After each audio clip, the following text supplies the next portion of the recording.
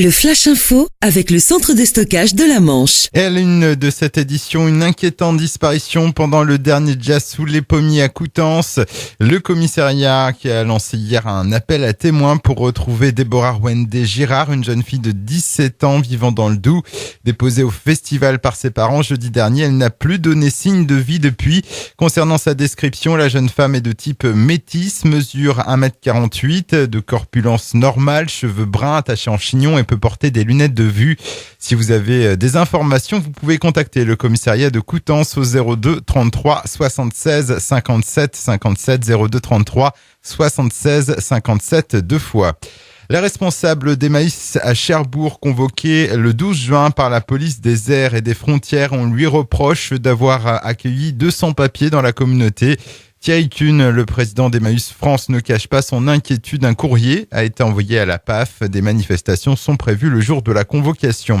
12 militants de Greenpeace devant le tribunal correctionnel de Caen ce mercredi. Ils étaient jugés pour avoir en février 2016 bloqué le convoi qui transportait la cuve de l'EPR de Flamanville. Il s'était enchaîné à la pièce fabriquée par Areva, retardant la livraison de plusieurs heures. Le procureur a requis des amendes de 500 à 1000 euros. Le tribunal rendra son verdict le 7 juin. 2 navigateurs secourus dans la nuit de mardi à mercredi. Épuisés, ils ont lancé un appel à l'aide alors que leur voilier se trouvait au nord de Cherbourg. Aussitôt, la vedette Cap Lévy de la SNSM de Fermanville a été envoyée sur zone. Les 2 naufragés ont pu être récupérés et ramenés sur la terre ferme, puis transportés vers l'hôpital Pasteur de Cherbourg. Et puis à voir demain, à 40 ans, le premier festival du film de la Seconde Guerre mondiale. 39 films et documentaires sont en compétition du 2 au 5 juin. C'est organisé par la World War II Foundation.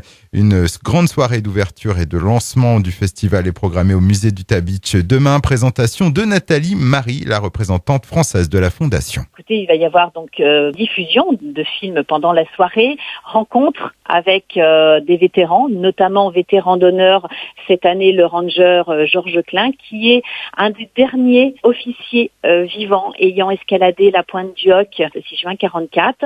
Il y aura aussi quelques acteurs de la série Frères d'armes qui seront présents, et notamment en président d'honneur, l'acteur James Madio. Nathalie Marie au micro d'AG-FM. Et pour plus de renseignements donc sur ce festival, il y a le site de la commune ville-40ans.fr. Le Flash Info vous a été présenté par Landra, centre de stockage de la Manche à Digulleville. Pour en savoir plus et visiter notre centre, 0810 120 172, coup d'un appel local.